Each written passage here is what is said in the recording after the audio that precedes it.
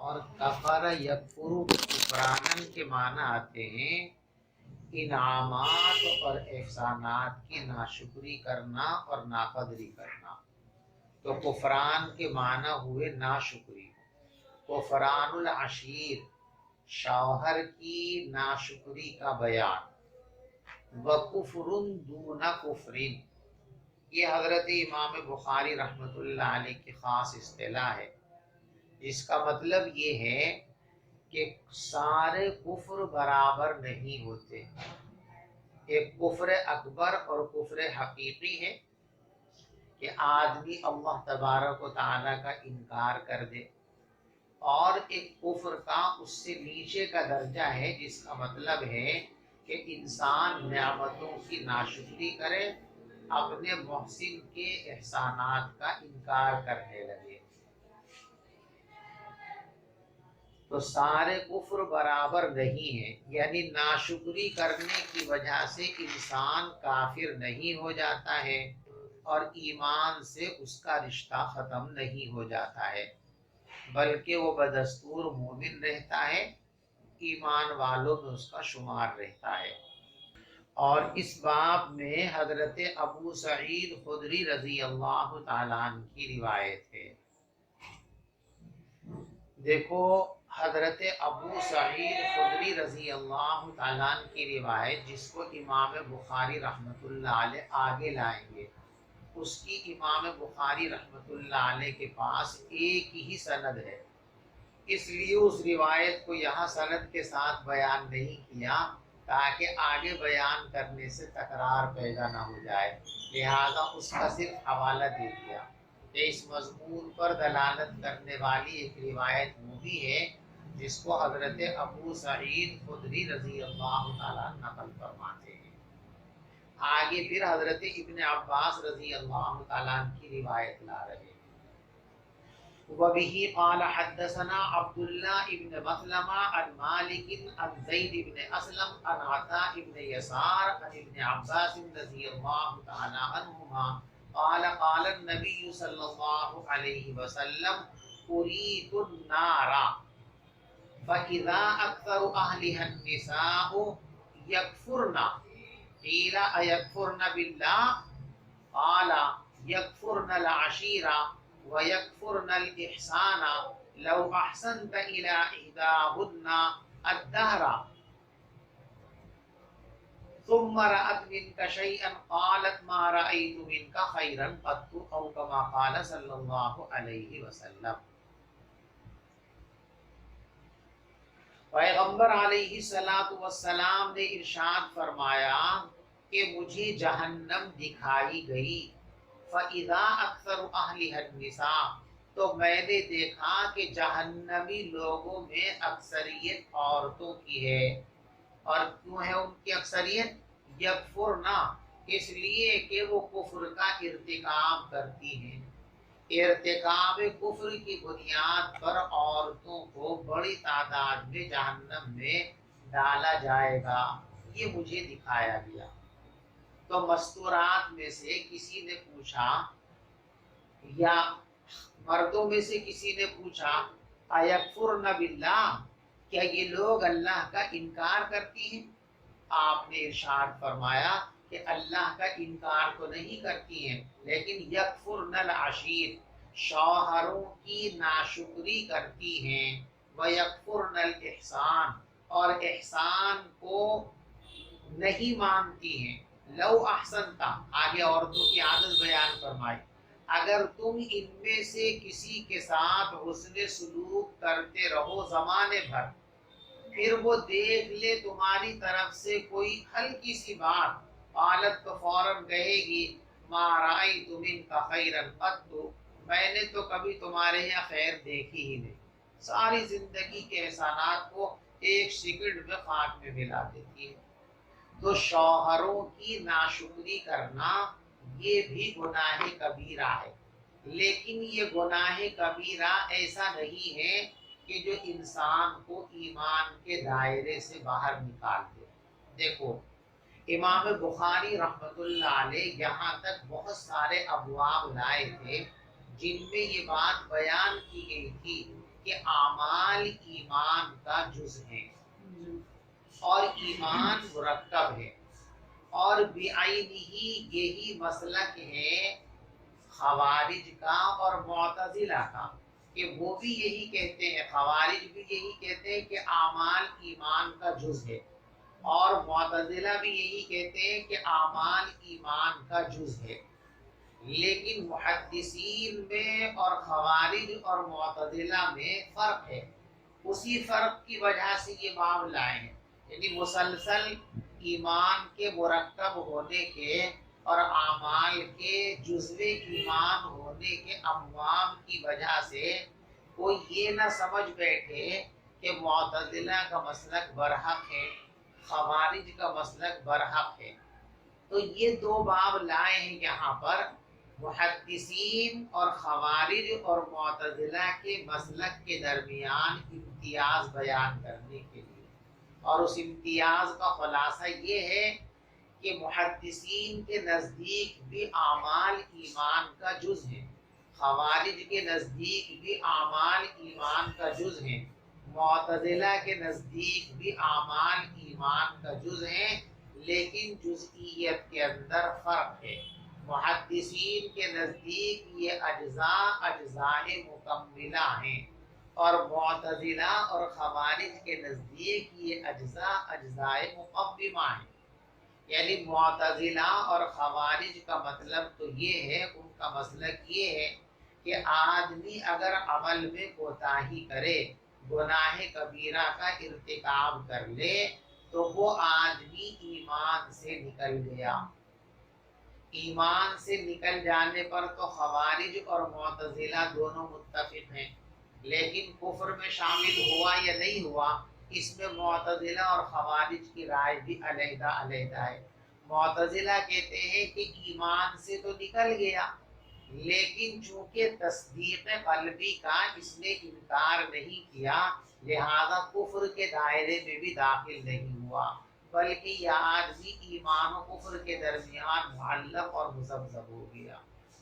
اور خوارج فرماتے ہیں کہ نہیں، ایمان اور کفر کے درمیان تو بیچ میں کوئی جگہ نہیں ہے، لہذا یا تو ایمان میں رہے گا اور ایمان سے نکلا تو سیدھا کفر کے اندر چلا جائے گا۔ یہ دونوں دائرے ایک دوسرے سے ملے ہوئے ہیں، بیچ میں کوئی خالی جگہ نہیں ہے، لہذا دائرے ایمان سے اگر نکلے گا تو نکلتے سیدھا کہاں جائے گا؟ دائرے کفر کے اندر جائے گا۔ لہذا وہ یہ کہتے ہیں کہ جس شخص نے اعمال میں کوتاہی کی اور گناہ کبیرہ کا ارتکاب کر لیا، وہ کافر ہو جائے گا۔ تو ان دونوں مسلکوں کی تردید کے واسطے حضرت امام بخاری رحمۃ اللہ علیہ یہاں یہ باب لائے کہ بہت سارے گناہوں کو اگرچہ حدیث کے اندر کفر کہا گیا، لیکن وہ کفر حقیقی اور بڑے درجے کا کفر نہیں ہے۔ ایک بڑے درجے کا کفر ہوتا ہے، ایک چھوٹے درجے کا کفر ہوتا ہے، جس کو فقہا کی زبان کے اندر فسق کہتے ہیں۔ تو جہاں جہاں بھی گناہوں پر، ترک اعمال پر، ترک عبادت پر حدیث پاک کے اندر لفظ کفر کا اطلاق کیا گیا ہے، تو اس کفر سے کفر حقیقی اور بڑا کفر مراد نہیں ہے، بلکہ چھوٹا کفر یعنی فسق مراد ہے، کہ ایسا آدمی فاسق ہو جاتا ہے۔ تو گناہ کبیرہ کا ارتکاب کرنے کی وجہ سے آدمی محدثین کے نزدیک کافر نہیں بنتا ہے، فاسق بن جاتا ہے۔ نچلے درجے کا جو کفر ہے، مجازی جو کفر ہے، اس میں وہ شمولیت اختیار کر لیتا ہے۔ تو معتزلہ اور خوارج کی بات کو رد کرنے کے لیے یہ باب امام بخاری رحمۃ اللہ علیہ لائے ہیں کہ اگرچہ عورتوں کے اس ناشکری کے فعل کو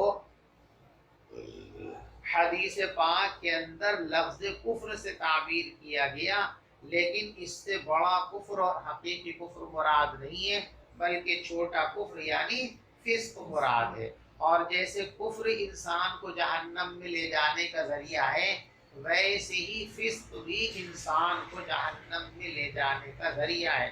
بس فرق دونوں کے اندر یہ ہے کہ کفر جب کسی کو جہنم کے اندر لے کر کے جاتا ہے، اللہ ہم سب کی حفاظت فرمائے، تو ہمیشہ ہمیش کے لیے لے کر کے جاتا ہے، پھر اس کو ایک دفعہ جہنم میں گر جانے کے بعد نکلنا کبھی میسر نہیں ہوگا۔ اور فسق، اللہ اس سے بھی ہماری حفاظت فرمائے، فسق جب کسی کو جہنم کے اندر لے کر کے جاتا ہے تو جہنم میں اس کا جانا یہ ابد الآباد کے لیے اور ہمیشہ کے لیے نہیں ہوتا، بلکہ کچھ مدت کے لیے ہوتا ہے۔ فسق کی بنیاد پر جب آدمی جہنم میں جائے گا تو ایک نہ ایک دن اس کو جہنم سے نکال کر اور جنت کے اندر داخل کر دیا جائے گا۔ اسی کے واسطے یہ باب لائے ہیں۔ چلیے آگے۔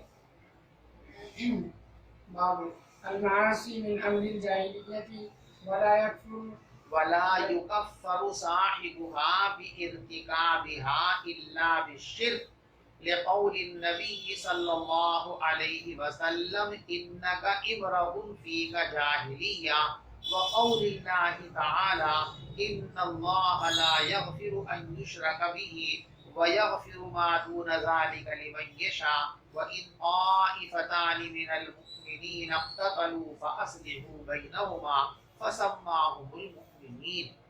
دیکھو اس باب میں حضرت امام بخاری رحمۃ اللہ علیہ نے دو دعوے کیے ہیں۔ ایک یہ کہ جتنے بھی گناہ ہیں وہ جاہلیت کا اثر ہے، اور دوسرے یہ کہ گناہوں کے ارتکاب کی وجہ سے آدمی کو کافر قرار نہیں دیا جائے گا، فاسق قرار دیا جائے گا۔ دونوں باتوں کو ثابت کرنے کے لیے پہلے تو حدیث کا ایک ٹکڑا پیش کیا ہے جو پہلے جز کی دلیل ہے۔ المعاصی من امور الجاہلیہ، گناہوں کا تعلق جاہلیت سے ہے۔ اس کو ثابت کرنے کے لیے حضرت ابو ذر غفاری رضی اللہ تعالیٰ عنہ کی بات کی طرف اشارہ کیا۔ دیکھو حدیث میں آگے اس کی تفصیل آ رہی ہے کہ حضرت ابو ذر غفاری رضی اللہ تعالیٰ عنہ کسی سے ناراض ہو گئے، اور جس آدمی پر خفا ہوئے تھے، ناراض ہوئے تھے، اس کی ماں کالی تھی، تو اس کو کہہ دیا ہوگا کالی کے۔ ظاہر بات ہے کسی کی ماں کی کسی خراب بات کو، معمولی بات کو بیان کریں گے تو انسان کو تکلیف ہوگی، اسی کا نام گالی ہے۔ کہ انسان کو ایسی کوئی بات کہی جائے اس کی طرف سے یا اس کے ماں باپ کے بارے میں کہ جس سے انسان کو ذلت محسوس ہو، تکلیف محسوس ہو، پریشانی محسوس ہو، تو کسی کو یہ گالی دے دی۔ حضرت نے فرمایا فی کا جاہلیت، بھئی تمہارے اندر ابھی تک جاہلیت کے اثرات موجود ہیں۔ زمانے جاہلیت کے اندر جو گالی لوگ بیان کیا کرتے تھے، بکا کرتے تھے، ابھی تک وہ اثر تمہارے اندر سے نہیں گیا۔ تو اس سے ثابت ہو گیا نا کہ گالی جو گناہ کبیرہ ہے، جس کو حدیث میں فرمایا گیا سباب المسلم فسوق، ایک مومن کو گالی دینا یہ فسق کی بات ہے۔ تو یہ جو فسق ہے یہ کس کی علامت ہے؟ جاہلیت کی علامت ہے۔ تو حضور نے گالی اور فسق کو کیا کہا؟ جاہلیت قرار دیا۔ تو مسئلہ ثابت ہو گیا کہ معاصی امور جاہلیت کا حصہ ہے، امور جاہلیت میں شامل ہے۔ دوسری بات یہ فرمائی کہ امور جاہلیت کا یا گناہوں کا ارتکاب کرنے کی وجہ سے آدمی کو مشرک یا کافر قرار نہیں دیا جائے گا۔ اس کے لیے دو دلیلیں پیش فرمائی ہیں۔ پہلی دلیل تو یہ آیت کریمہ ان اللہ لا یغفر ان یشرک بہ ویغفر ما دون ذلک لمن یشاء، کہ اللہ تبارک و تعالیٰ اس بات کو تو ہرگز معاف نہیں فرمائیں گے کہ اس کے ساتھ کسی کو شریک بنایا جائے، اور اس کے علاوہ اس سے چھوٹی جو چیزیں ہیں ان کو اللہ معاف فرما دیں گے۔ تو اللہ نے شرک اکبر، کفر اکبر اور دیگر کبائر میں فرق بیان کیا نا کہ ان کی معافی اور ان کی معافی نہیں ہے۔ لہذا معلوم ہوا کہ گناہ کبیرہ شرک اور کفر نہیں ہے۔ اگر گناہ کبیرہ سے بھی انسان کافر ہو جاتا تو پھر ان کی معافی کا اعلان اللہ نہ فرماتے۔ جب کبائر کی معافی کا اعلان ہے وَيَغْفِرُ مَا دُونَ ذَلِكَ لِمَن يَشَاءُ، تو اس کا مطلب یہ ہوا کہ کبائر کفر نہیں ہے، لہذا گناہ کبیرہ کا ارتکاب کرنے کی وجہ سے آدمی فاسق تو بن جاتا ہے لیکن کافر اور مشرک نہیں گردانا جائے گا اس کو۔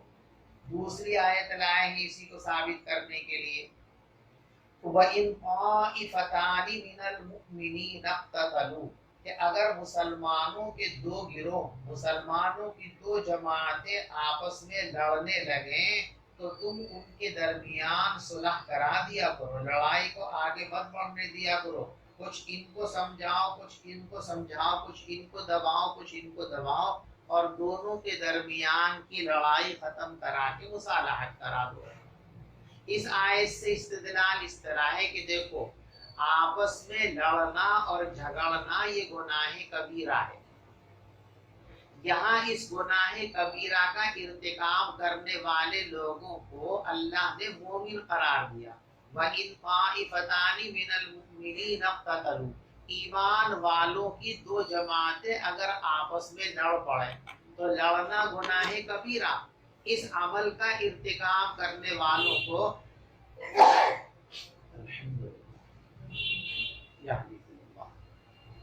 تو اس عمل کا ارتکاب کرنے والوں کو اللہ تبارک و تعالیٰ نے کیا فرمایا؟ مؤمنین، کہ یہ دونوں جماعتیں کس کی ہیں؟ مؤمنین کی جماعتیں، گویا لڑنے اور گناہ کبیرہ کا ارتکاب کرنے کی وجہ سے ان کا ایمان ختم نہیں ہوا۔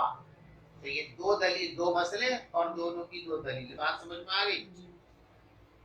المعاصی من امر الجاہلیہ، اس بات کا بیان کہ معاصی امور جاہلیت میں سے ہیں، اور اس بات کا بیان کہ معاصی کا ارتکاب کرنے کی وجہ سے اس شخص کو کافر قرار نہیں دیا جائے گا مگر شرک کی وجہ سے، شرک کرے گا تو کافر ہے، ورنہ تو شرک سے نچلے درجے کی جو کبائر ہے ان سے کافر نہیں بنے گا۔ اللہ کے پیغمبر علیہ السلام کے اس قول کی روشنی میں، دیکھو میں بتا چکا کہ پیغمبر علیہ السلام کا یہ جملہ پہلے جملے کی دلیل ہے، المعاصی من امر الجاہلیہ کی دلیل ہے یہ لفظ، انکا امرؤ فیک جاہلیہ، ابو ذر تم ایسے شخص ہو کہ تمہارے اندر جاہلیت کے اثرات، وقول اللہ، یہ دوسرے دعوے کی دلیل ہے، اور اللہ کا یہ قول ان اللہ لا یغفر، اللہ تبارک و تعالیٰ اس بات کو معاف نہیں کریں گے کہ اس کے ساتھ کسی کو شریک بنایا جائے، اور اس کے علاوہ جو گناہ ہیں، اس سے چھوٹے جو گناہ ہیں وہ معاف فرما دیں گے جس کے لیے چاہیں گے۔ اور مسلمانوں کی دو جماعتیں لڑ پڑیں تو تم ان کے درمیان صلح کر دیا کرو، فسماہم المؤمنین، استدلال فرماتے بخاری کے دیکھو اللہ نے ان لڑنے والوں کو مومن کے نام سے تعبیر کیا، حالانکہ لڑ کر انہوں نے گناہ کبیرہ کا ارتکاب کر لیا تھا۔ چلیے وبه قال حدثنا عبد الرحمن بن مبارك قال حدثنا حماد بن زيد قال حدثنا أيوب ويونس عن الحسن عن الأحنف بن قيس قال ذهبت انصر هذا الرجل فلقيني ابو بكر فقال اين تريد؟ قلت انصر هذا الرجل قال ارجع فاني سمعت رسول الله صلى الله عليه وسلم يقول اذا التقى المسلمان بسيفيهما فالقاتل والمقتول في النار۔ قلت يا رسول الله هذا القاتل فما بال المقتول؟ قال انه كان حريصا على قتل صاحبه۔ دیکھو پہلے تو حضرت امام بخاری رحمۃ اللہ علیہ کا استدلال سمجھو، پھر پوری حدیث کی تشریح۔ امام بخاری رحمۃ اللہ علیہ کا استدلال اس جملے سے، اذا التقى المسلمان بسيفيهما، مسلمانوں کا ایک دوسرے کے خلاف تلوار اٹھانا، ہتھیار اٹھانا، یہ گناہ کبیرہ ہے۔ آپ نے اس گناہ کبیرہ کے ارتکاب کرنے والے کو مسلمان کہا، اذا التقى المسلمان، جب دو مسلمان تلواریں لے کر بھڑ جائیں، جب دو مسلمان تلوار لے کر مقابلے پر آ جائیں تو مسلمانوں کے خلاف تلوار اٹھانا، ہتھیار اٹھانا گناہ کبیرہ۔ اس کے باوجود پیغمبر علیہ السلام مسلم فرما رہے ہیں، تو معلوم ہوا کہ گناہ کبیرہ کی وجہ سے انسان کافر نہیں ہو جاتا بلکہ فاسق ہوتا ہے۔ یہ استدلال ہے حضرت امام بخاری رحمۃ اللہ علیہ کا خوارج اور معتزلہ کے مسلک کو رد کرنے کے لیے۔ وہ جو کہتے ہیں کہ گناہ کبیرہ کی وجہ سے انسان ایمان سے نکل جاتا ہے، ان کی یہ بات غلط ہے، قرآن و حدیث کی ان باتوں سے معلوم ہوتا ہے کہ گناہ کبیرہ کرنے کے باوجود مومن کا ایمان باقی رہتا ہے، البتہ وہ فاسق ضرور ہو جاتا ہے۔ اللہ ہم سب کی حفاظت فرمائے۔ اب آپ حدیث کو دیکھیے، احنف ابن قیس کہتے ہیں کہ میں گھر سے نکلا، یہ اس زمانے کی بات ہے جب حضرت علی رضی اللہ تعالی عنہ اور حضرت امیر معاویہ رضی اللہ تعالی عنہ، ان دونوں کے درمیان جنگ اور اختلاف کی صورتحال بنی ہوئی تھی۔ تو حضرت احنف ابن قیس حضرت علی رضی اللہ تعالیٰ عنہ کے موقف کے حامی ہیں، حضرت معاویہ کے موقف کے حامی نہیں تھے۔ تو انہوں نے بھی ارادہ کیا کہ میں بھی ہتھیار لے کر حضرت علی کی فوج میں شامل ہو جاؤں اور ان کے ساتھ جنگ میں شرکت کروں۔ جب یہ گھر سے تلوار لے کر نکلے، جنگ کی تیاری کر کے نکلے، تو راستے میں ان کو ایک دوسرے صحابی محمد ابن ابی بکرہ ان کو مل گئے۔ ابو بکرہ، حضرت ابو بکرہ رضی اللہ تعالیٰ جو مشہور صحابی، وہ ان کو مل گئے۔ انہوں نے پوچھا بھائی خیریت تو ہے؟ یہ تلوار وروار لے کہاں جا رہے ہتھیار لے کر کے؟ خیریت تو ہے؟ کہاں کا ارادہ ہے؟ تو انہوں نے کہا میرا ارادہ ان صاحب کی مدد کا ہے، یعنی میں حضرت علی رضی اللہ تعالیٰ عنہ کی حمایت میں ان کے ساتھ جنگ میں شرکت کرنے جا رہا ہوں، ان کے مخالفین کے خلاف جنگ کروں گا۔ تو آپ نے فرمایا سیدھے گھر چلے جاؤ، مارے جاؤ۔ تم اگر جنگ میں جا کر شریک ہو جاؤ گے تو لا محالہ دو باتوں میں سے ایک بات ہوگی، یا تو تم کسی کو قتل کر دو گے یا کوئی تمہیں قتل کر دے گا، اور تم نے کسی کو قتل کیا تو بھی جہنم میں جاؤ گے، اور تم کو کسی نے قتل کر دیا تو بھی جہنم میں جاؤ گے۔ اس لیے کیا فائدہ؟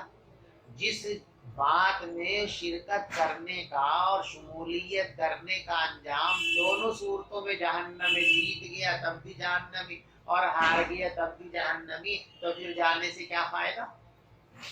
یہ واپس ہو گئے۔ لیکن یہ پوچھا کہ یہ بات سمجھ میں نہیں آ رہی۔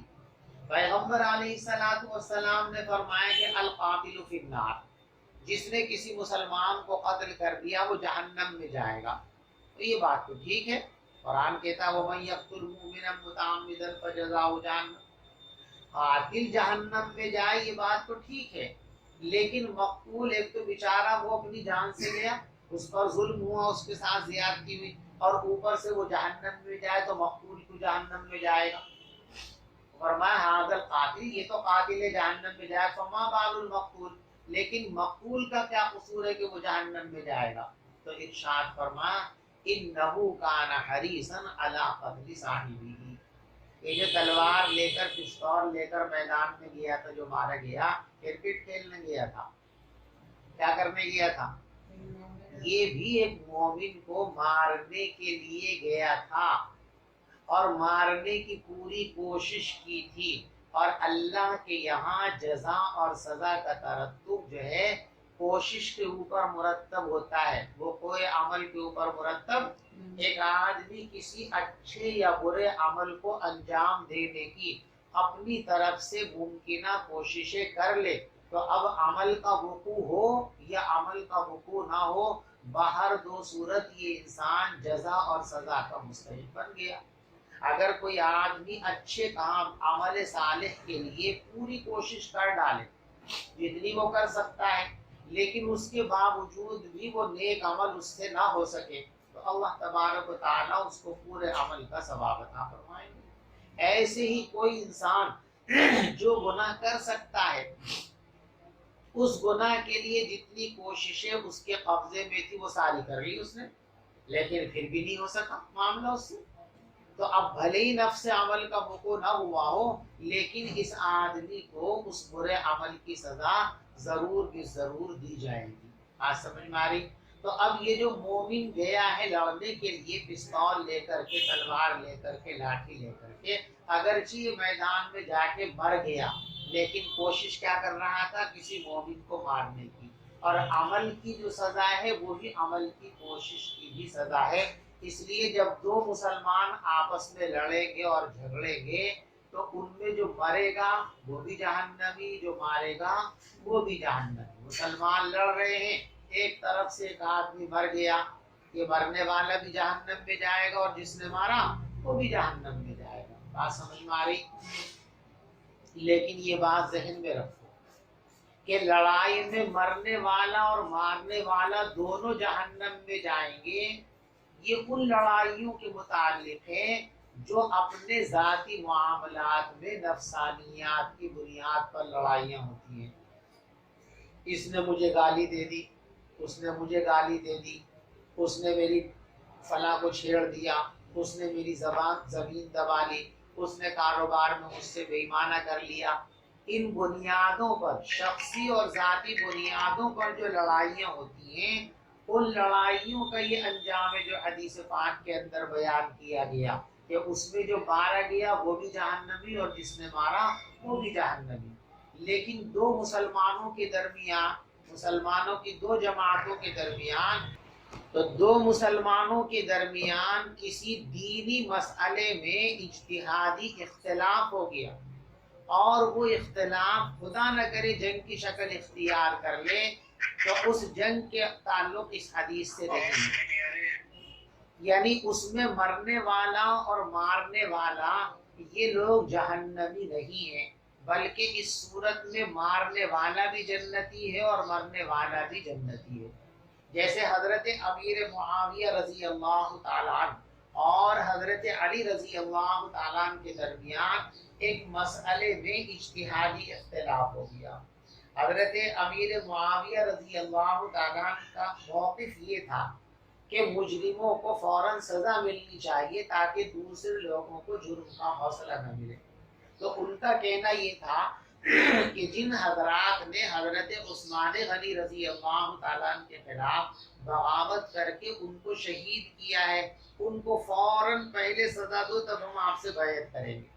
یعنی حضرت امیر معاویہ رضی اللہ تعالیٰ عنہ حضرت علی کی امارت کے خلاف نہیں، وہ بھی آپ کو امیر ماننے کے لیے تیار ہے، لیکن شرط ان کی کیا ہے کہ پہلے آپ ایک اسلامی عمل کا نفاذ کیجیے.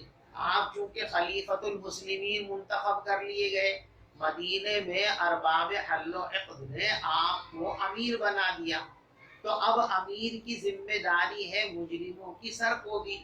تو آپ امیر کی حیثیت سے پہلے ان لوگوں سے قصاص لے لیجئے تو ہم آپ کی بیعت کے لیے تیار ہیں. حضرت علی رضی اللہ تعالیٰ عنہ کا موقف یہ تھا کہ مجرم جب شہزور ہو جائیں تو یوں ہی عام طور پر ان کو سزا نہیں دی جا سکتی. ان کی سزا کے لیے حکومت کے پاس مضبوط انتظام کا ہونا ضروری ہے، اور یہاں مدینے میں حضرت علی کے پاس ابھی مضبوط قوت نہیں ہے. تو وہ یہ کہہ رہے تھے کہ آپ میرے ساتھ ملو، میری بیعت کرو، میری طاقت میں اپنی طاقت ملاؤ. جب میرے پاس طاقت ہو جائے گی تو ان شرارت پسند لوگوں کی سرکوبی کی جائے گی، ان سے بدلہ لیا جائے گا. اسی میں اختلاف ہو گیا، جنگ ہو گئی.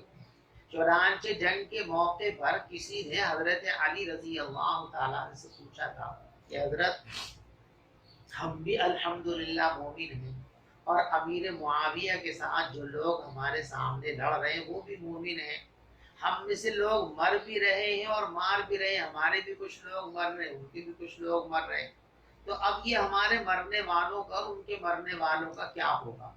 تو حضرت علی نے فرمایا کہ ان کے جو لوگ مر رہے ہیں وہ بھی شہید اور جنتی ہیں، اور ہمارے جو لوگ مر رہے ہیں وہ بھی شہید اور جنتی ہیں. تو یہ جو حدیث پاک ہے کہ القاتل والمقتول کلاہما فی النار، مارنے والا بھی جہنم میں اور مرنے والا بھی جہنم میں، اس حدیث کا تعلق جو ہے دینی لڑائیوں سے نہیں ہے، اجتہادی لڑائیوں پر کا تعلق کس سے ہے؟ ذاتی لڑائیوں کی بنیاد پر ہے کہ اس میں مارنے والا بھی جہنمی اور مرنے والا بھی جہنمی ہے. بات سمجھ میں آ گئی؟ دیکھو میں روایت کا ترجمہ کرتا ہوں.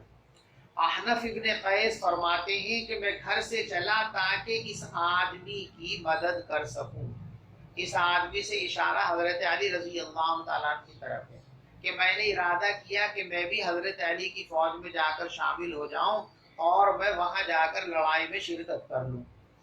تو ذهبت لانصر هذا الرجل، میں چلا تاکہ اس شخص کی مدد کر سکوں. فلقینی ابو بکر تھا، تو میری ملاقات حضرت ابو بکر رضی اللہ تعالیٰ عنہ سے ہوئی تو انہوں نے فرمایا این تریدو، کہاں کا ارادہ ہے؟ تو میں نے کہا انظر ھذا الرجل، میں اس آدمی کی مدد کرنا چاہتا ہوں۔ قال ارجع، تو انہوں نے فرمایا واپس چلو۔ فإنی سمعت رسول اللہ، اس لیے کہ میں نے پیغمبر علیہ الصلوۃ والسلام کو یہ ارشاد فرماتے ہوئے سنا ہے، اذا التقى المسلمان بسیفیہما، جب دو مسلمان اپنی تلوار سے لڑنا شروع کر دیں، فالقاتل والمقتول فی النار، تو قاتل اور مقتول دونوں جہنم میں جائیں گے۔ میں نے کہا اے اللہ کے رسول صلی اللہ علیہ وسلم، ھذا القاتل، یہ تو قاتل ہے، ٹھیک ہے، اس کا جہنم میں جانا سمجھ میں آتا ہے، فما بال المقتول، لیکن مقتول کا کیا قصور ہے؟ ایک تو اس کی جان گئی بیچارے کی، اوپر سے جہنم میں بھی جاوے۔ قال انه كان حريصا على قتل صاحبه، وہ بھی تو اپنے مد مقابل کے قتل کے لیے کوشاں تھا، وہ بھی کھیلنے توڑ گیا تھا، ایک مسلمان کو قتل کرنے گیا، قتل کی پوری کوشش کی، اور جب کوشش کر لی تو کوشش ہی پر اللہ تبارک و تعالیٰ کے یہاں اجر و ثواب کے اور عذاب کے اور سزا کے فیصلے ہوتے ہیں، عمل واقع ہو یا نہ ہو۔ جب کوئی آدمی کسی اچھے یا برے عمل کو کرنے کے لیے اپنی سے پوری کوششیں کر لے تو چاہے عمل پورے طور پر وجود میں آوے یا نہ آوے، لیکن وہ آدمی جزا اور سزا کا مستحق بن گیا۔ اچھے کام کی کوشش کی تو جزا کا مستحق ہو گیا، برے کام کی کوشش کی تو سزا کا مستحق ہو گیا۔ چلیے آگے دوسری حدیث پڑھیے۔ وبه قال حدثنا سليمان بن حرب قال حدثنا شعبة۔ دیکھو اس حدیث کی، یہ حدیث دلیل ہے باب کے دوسرے جز کی، کہ گناہ کبیرہ کا ارتکاب کرنے کی وجہ سے مومن کافر نہیں بنتا، صرف فاسق ہوتا ہے۔ اور باب کا جو پہلا جز ہے المعاصی من امر الجاہلیہ، کہ گناہ اور معاصی جاہلیت کے اثرات ہیں، اس کو ثابت کرنے کے واسطے یہ دلیل لائے ہیں، حدیث لائے جس کا باب نے اشارہ کیا تھا۔ وبه قال حدثنا سليمان بن حرب قال حدثنا شعبة عن واصل الأحدب عن المعرور قال لقيت أبا ذر بالربضة، یہ ربضہ مدینے سے 3 منزل کے فاصلے پر ایک گاؤں تھا اس زمانے میں۔ حضرت ابو ذر غفاری رضی اللہ تعالیٰ عنہ کو حضرت عثمان غنی رضی اللہ تعالیٰ عنہ نے وہاں رہنے کے لیے بھیج دیا تھا۔ دراصل ابو ذر غفاری رضی اللہ تعالیٰ عنہ ملک شام کے اندر رہتے تھے، اور وہاں حضرت امیر معاویہ رضی اللہ تعالیٰ عنہ گورنر تھے، اور ملک شام ایک متمول ملک تھا، مالدار ملک تھا، تو وہاں کے لوگ خوشحال تھے، لہذا جیسے وہاں مسلمانوں کے پاس دولتیں آئی تو ظاہر بات ہے دولت آئے گی تو گھر میں رکھی جائے گی، پھینکی تو نہیں جائے گی۔ مال کو جمع کرنا شریعت کے اندر ممنوع نہیں ہے۔ اگر مال شریعت کے اندر ممنوع ہوتا تو مالی عبادتیں انسانوں پر فرض ہی نہ کی جاتی۔ جن عبادتوں کو مال کے ذریعے پورا کیا جاتا وہ جبھی تو ہوگی جب مال ہوگا۔ بھئی کہا گیا کہ غریبوں کی مدد کرو، لوگوں کو کھانا کھلاؤ، لوگوں کی مدد کرو، کمزوروں کا سہارا بنو، زکوٰۃ دیا کرو، صدقہ فطر دیا کرو، تو کون دے گا؟ پیسے جس میں ہوئی پیسے نہیں تو کہاں سے دے گا؟ لیکن 2 شرطیں ہیں، وہ مال تمہارے پاس حق کے ساتھ آوے اور حق کے مطابق خرچ ہو، تو مال کا جمع کرنا اچھی چیز ہے۔ لیکن مال ناحق آ رہا ہے یا ناحق صرف ہو رہا ہے تو پھر یہ مال وبال جان ہے۔ تو لوگوں کے پاس پیسہ بینک بیلنس تھا۔ حضرت ابو ذر غفاری رضی اللہ تعالیٰ عنہ کا خیال یہ تھا کہ حضور پاک صلی اللہ علیہ وسلم نے کبھی ایک چونی جمع نہیں کی، جو آتا فوراً بانٹ دیتے، جو آتا فوراً بانٹ دیتے۔ چنانچہ حدیث پاک میں کہ ایک مرتبہ آپ مصلی پر آ گئے اور فوراً واپس چلے گئے، پھر آ کے نماز پڑھائی۔ لوگوں نے بعد میں پوچھا تو فرمایا کہ بھی مجھے یاد آ گیا کہ جو مال میں نے آج تقسیم کیا تھا اس میں سے کچھ دینار باقی رہ گئے تھے، تو مجھے یہ پسند نہیں تھا کہ رات اس حال میں آوے کہ وہ دینار میرے گھر میں رکھیں، لہذا رات آنے سے پہلے میں نے ان کو خرچ کر دیا۔ تو ابو ذر یوں فرمایا کرتے تھے کہ جب حضور نے ایک نیا پیسہ جمع نہیں کیا تو ہمیں تو حضور کی بات میں ہمیں چلنا نا، تو ہم کیوں جمع کریں، لہذا کوئی بھی پیسے جمع کرے نہ جائے۔ فرما دیتے کہ حضور پاک صلی اللہ علیہ وسلم کے پاس آپ کے دسترخوان پر کبھی 2 قسم کے سالن آئے گی، ایک چیز کھانے کو مل گئی، اسے کھجور آ گئی پانی پی لیا، کبھی سوکھی روٹی آ گئی، کبھی گول۔ یہ جو 2 3 طرح کی ڈشیں تم دسترخوان پہ لگاتے ہو، یہ کیوں لگاتے ہو؟ حضور نے تو ایسا نہیں کیا۔ تو جس کو بھی دیکھتے پیسہ ہے اس پہ، اسی پہ لٹ بجاتے تھے، جس کو بھی دیکھا اس میں کچھ بڑھیا تو اسی پہ لٹ بجاتے تھے۔ حضرت امیر معاویہ نے بہت سمجھایا لیکن ان کی سمجھ میں بات نہیں آئی۔ انہوں نے حضرت عثمان غنی رضی اللہ تعالیٰ عنہ سے شکایت کی کہ یہاں لوگوں کا جو ہے نا دو بھر کر دیا انہوں نے، تو کہا ان کو میرے پاس مدینے بھیج دو۔ مدینے بلا لیا، یہاں حضرت ابن عباس رضی اللہ تعالیٰ عنہ اور دیگر لوگوں کے ذریعے ان کو سمجھانے کی کوشش کی گئی، لیکن یہ اپنے موقف سے نہیں ہٹے کہ جب حضور نے مال جمع نہیں کیا تو ہم کیوں جمع کریں، جائز ہی نہیں مال جمع کرنا۔ اب حضرت عثمان غنی رضی اللہ تعالیٰ نے دیکھا کہ اس وقت مال جمع کرنا ظاہر بات ایک فطری چیز ہے، اور ان کا مسلک میل نہیں کھاتا، تو یہاں تو روز مرہ ان کے جھگڑے رہیں گے۔ تو ان سے کہا کہ ابو ذر آپ ایک کام کرو، مدینہ چھوڑو، یا پاس میں ایک جگہ ہے ربضہ، تم ربضہ گاؤں، کیونکہ وہاں سارے غریب لوگ رہتے تھے، کسی کے پاس مال و دولت تھی نہیں کہ تم وہاں جا کے رہ لو، تو یہ ربضہ میں آ کر رہنے لگے تھے، اور یہی ان کا انتقال ہوا تھا۔ اور ایک قافلے نے، ان کے پاس تو جب کچھ رکھتے ہی نہیں تو کفن دفن کے پیسے بھی کہاں سے آتے، تو ان کی بیوی نے موت سے پہلے کہا کہ دیکھو تم نے خود تو اپنے آپ کو مشقت میں ڈالا، مجھے بھی مشقت میں ڈالا، اب تم مرنے والے ہو، تو اب یہاں کون تمہارا کفن کرے گا، کون تمہارا دفن کرے گا، میں عورت کہاں جاؤں گی؟ تو فرمایا فکر مت کر، جب میں مر جاؤں گا تو انتظار میں بیٹھ جانا، ایک قافلہ آئے گا، وہ قافلہ میری تجویز و تکفیر کرے گا۔ چنانچہ ایسے ہی ہوا، جب ان کی وفات ہوئی تو ان کی بھی بیچارے غمگین ہو کر کے بیٹھ گئی۔ تھوڑی دیر میں قافلہ آیا، کیا بات ہے؟ کہا یہ صحابی رسول ابو ذر غفاری ہے، ان کا انتقال ہو گیا، اور ان کے یہاں پیسہ رکھنے کا کوئی مسئلہ ہی نہیں تھا، تو کچھ بھی نہیں ہے۔ تو ان قافلے والوں نے ان کے کفن کا انتظام کیا، نماز جنازہ کو دفنا دیا۔ تو یہ ربضہ میں رہا کرتے تھے۔ تو یہ فرماتے ہیں کہ میں ربضہ گاؤں گیا اور میری ابو ذر سے ملاقات ہوئی، تو جب میں ابو ربضہ کے پاس پہنچا تو ابو ربضہ نے ایک چادر اوڑھ رکھی تھی۔ اس زمانے میں سلے ہوئے کپڑے لوگ کم پہنتے تھے، ایک چادر کو لنگی کے طور پر باندھ لیا اور ایک چادر کو اوپر سے ڈال لیا جو کرتے کے قائم مقام ہوتی تھی، تو ایک ہی چادر انہوں نے بدن کے اوپر لپیٹ رکھی، اور بالکل وہی نیم کی اچھی والی چادر ان کا غلام بیٹھا تھا، اس نے بھی وہی اوڑھ رکھی۔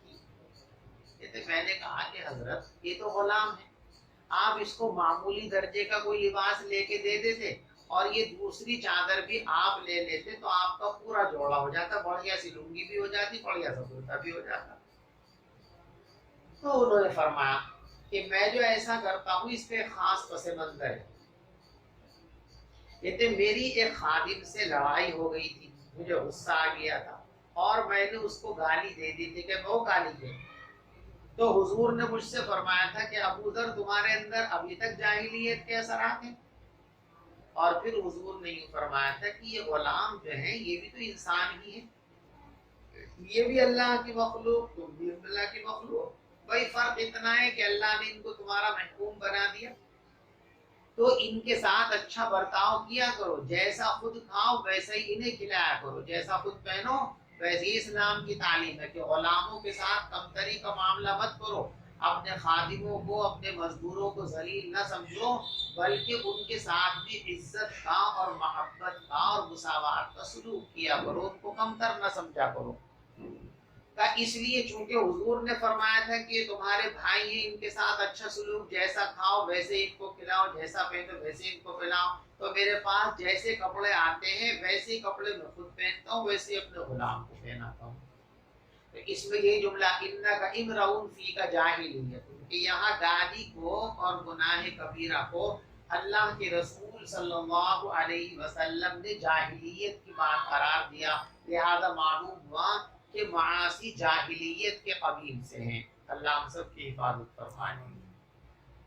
یہ حضرت معرور فرماتے ہیں کہ میری ملاقات ابو ذر غفاری رضی اللہ تعالیٰ عنہ سے ربضہ میں ہوئی، اور آپ کے بدن پر ایک حلہ تھا اور ایسا ہی حلہ اور چادر آپ کے غلام کے بدن پر تھا. فسألت عن ذلك، تو میں نے اس مساوات کی وجہ پوچھی تو انہوں نے فرمایا انی ساببت رجلا، میں نے ایک آدمی کو گالی دے دی تھی. دیکھو گالی کا لفظ آتے ہی اردو زبان میں ہمارے یہاں تصور جاتا مغلظات کی طرف، لیکن عربی زبان کے اندر گالی کا مطلب صرف یہ مغلظات نہیں، بلکہ ہر وہ لفظ جو انسان کو تکلیف دے اور ناگوار ہو اسے عربی زبان کے اندر گالی کہتے ہیں. تو بین سطور میں لکھا ہوا دیکھو کیا گالی دی تھی انہوں نے. ہوا قولہ یا ابن السودا، او کالی کے، یعنی جس آدمی سے ان کو ناراضگی ہوئی اس کی ماں کالی تھی تو انہوں نے کہہ دیا بھائی کالی کے، یہی بات حضور کو ناگوار گزری. فعیرتہ بامہ، تو میں نے اس کی ماں کا نام لے کر اسے شرمندہ کیا. تو پیغمبر علیہ الصلوۃ والسلام نے مجھ سے ارشاد فرمایا یا ابا ذر عیرتہ بامہ، کیا تو نے اس کی ماں کا نام لے کر اس کو شرمندہ کیا ہے؟ انک امرؤ فیک جاہلیہ، تم ایسے انسان ہو کہ ابھی تک تمہارے اندر جاہلیت موجود ہے. اخوانکم خولکم، یہ تمہارے غلام تمہارے بھائی ہیں، یہ بھی تو اولاد آدم ہے، تم بھی اولاد آدم ہو، یہ بھی اللہ کے بندے تم بھی اللہ کے بندے. جعلہم اللہ تحت ایدیکم، اللہ نے ان کو تمہارا دست نگر بنا دیا، تمہارا غلام بنا دیا، تم کو آقا بنا دیا، تمہیں فوق. یہ تو اللہ کا نظام ہے، ورنہ تم میں اور ان میں کیا فرق ہے؟ جیسے یہ ویسے ہی تم بھی اولاد آدم یہ بھی اولاد آدم.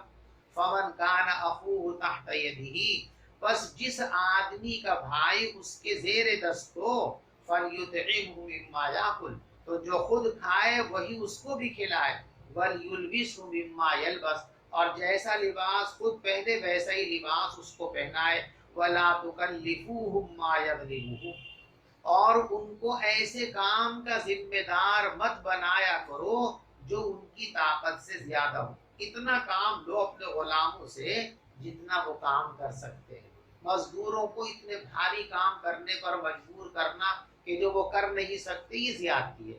جتنا کام وہ کر سکتے ہیں اتنا کام لو، اور اگر کبھی کوئی بھاری کام پیش آ جاوے تو خادم کے ساتھ خود بھی لگ جاؤ تاکہ اسے آسانی ہو جائے اور اس کی دل شکنی نہ ہو. فَإِن كَلَّفْتُمُوهُمْ، اور اگر تم ان کو مکلف بناؤ، ذمہ دار بناؤ ایسے کاموں کا جو ان پر غالب آ جائیں، یعنی بھاری کام کرانے بھی پڑے، مجبوری ہوتی کبھی کبھی بھاری کام بھی پیش آ جاتے تو کیا کرو؟ فَأَعِينُوهُمْ، تو ان کا تعاون کیا کرو، ان کی مدد کیا کرو، ان کے ساتھ لگ جایا کرو تاکہ ان کی دل جوئی ہو جایا کرے. بات سمجھ میں آ گئی؟ بس اتنا ہی رہنے تو ان سے بات کر لو ذرا.